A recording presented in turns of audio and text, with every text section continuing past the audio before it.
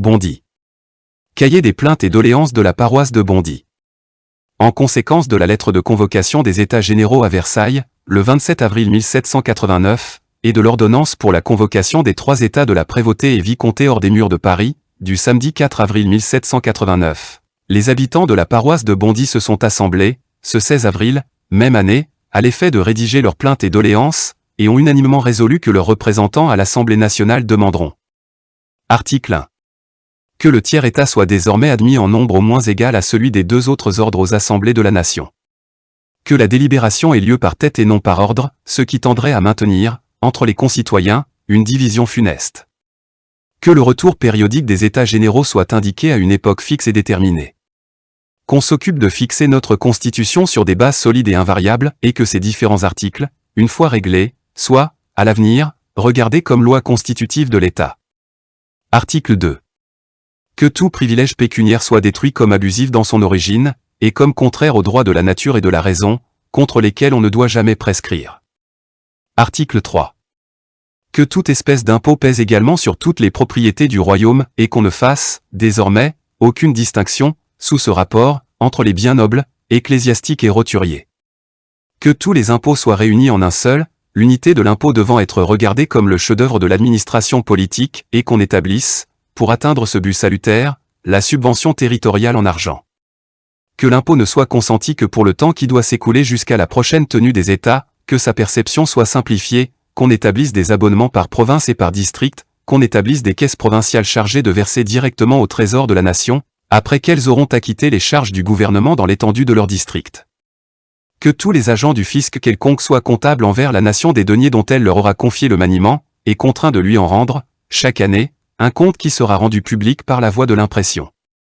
Qu'on supprime, le plus tôt possible, les aides et gabelles, et toute cette multitude effroyable de financiers et de commis, que toute la nation regarde comme une peste cruelle qui ravage, depuis longtemps, les contrées du royaume. Article 4.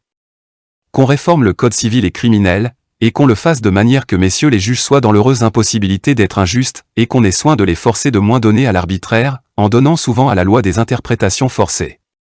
Qu'on rapproche, le plus possible, la justice des justiciables, et qu'on établisse des tribunaux ruraux, pour connaître des différends qui naissent journellement entre les habitants des campagnes, et terminer sans frais la plupart des querelles, ainsi que cela se pratique avec le plus grand succès dans la ville d'Alençon, approuvée du roi.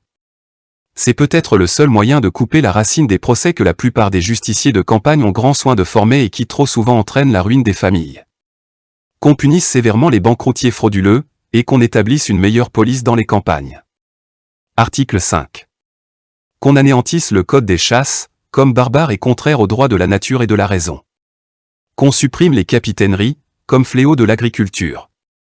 Que tout particulier soit libre de se clore, de sarcler et couper ses grains, lorsqu'il le jugera à propos. Qu'il soit exempt d'épiner. Qu'on ne puisse planter sur ces terres aucune remise, ni verte, ni sèche, et qu'on s'occupe de détruire les anciennes. Qu'on ne puisse, désormais, l'astreindre par arrêt à couper ses blés à une certaine hauteur pour abriter le jeune gibier. Qu'on en diminue l'énorme quantité. Qu'on détruise entièrement les lapins, et surtout la grande bête qui dévaste les environs des forêts. Qu'on réduise les colombiers. Article 6. Qu'on supprime les charges qui donnent la noblesse, et qu'elles ne s'accordent désormais qu'au mérite reconnu par la nation. Qu'on supprime la distinction des peines comme avilissantes pour le tiers-État. Un gentilhomme, prévenu d'un crime qui mérite la mort, n'est plus gentilhomme ni citoyen, il est l'ennemi de la société. Article 7. Que les privilèges ecclésiastiques soient supprimés, et qu'ils se fassent, à l'avenir, une meilleure répartition de leurs immenses revenus. Que tous les bénéficiaires soient tenus à la résidence. Qu'on ne puisse accumuler plusieurs bénéfices sur une même tête. Que le sort des curés et vicaires soit au moins triplé. Qu'on assigne aux pauvres ecclésiastiques, travaillant dans le ministère, des pensions sur des abbayes ou bénéfices simples, que l'on pourra supprimer pour cet effet. Qu'on dote les ordres mendiants aux dépens des ordres riches. Qu'on cesse de payer les anates, que l'on doit regarder comme contraires à la bonne politique. Que leurs produits servent à former une caisse de bienfaisance, et que les baux des ecclésiastiques et gens de main morte ne soient point annulés par le décès des titulaires. Article 8. Que le tiers-État puisse jouir, désormais, de toutes les prérogatives auxquelles il a le droit de prétendre comme citoyen. Que tout homme de mérite, né dans cet ordre, puisse parvenir à tout emploi quelconque, et que la roture ne soit un titre exclusif pour aucun. Article 9. Qu'on établisse des droits fixes sur le commerce des grains. Qu'on ouvre les yeux sur le prix excessif actuel des blés, occasionné par les monopoleurs, et qu'on les punisse de peines afflictives. Qu'on encourage l'agriculture. Qu'on facilite le commerce. Qu'on supprime les péages qui ne pèsent que sur le peuple. Qu'on reporte aux frontières les barrières de l'intérieur, au passage desquelles les commis tyrannisent les hommes au nom du meilleur des rois. Qu'on supprime tout privilège exclusif. Qu'on anéantisse les droits de lot et vente pour les échanges. Qu'on supprime le droit de franc-fief. Article 10. Qu'on s'occupe davantage de la santé des habitants de la campagne.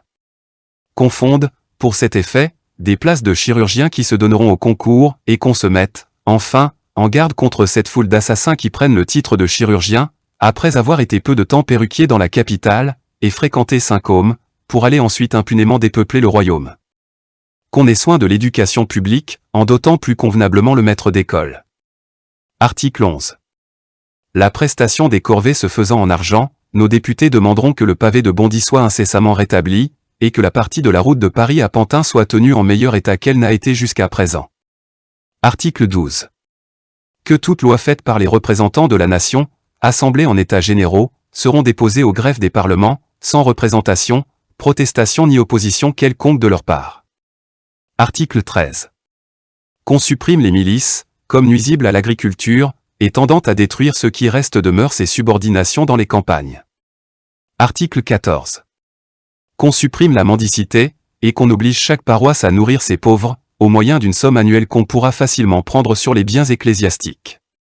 Le clergé du second ordre sera certainement le premier à solliciter cet établissement utile. Les riches bénéficiaires auraient mauvaise grâce de s'y refuser. Ils prennent le glorieux titre d'administrateurs des revenus des pauvres. Mais on sait que, depuis longtemps, ils sont des administrateurs infidèles.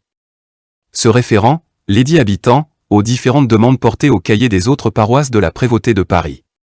Le présent cahier, contenant 5 pages, a été coté et paraphé variture, par première et dernière page, par nous, lieutenants de la prévôté de Bondy, sous-signé, au désir de notre procès-verbal de nomination de député de la paroisse dudit Bondy, de séjour 8-16 avril 1789. Signé le Masurier, F.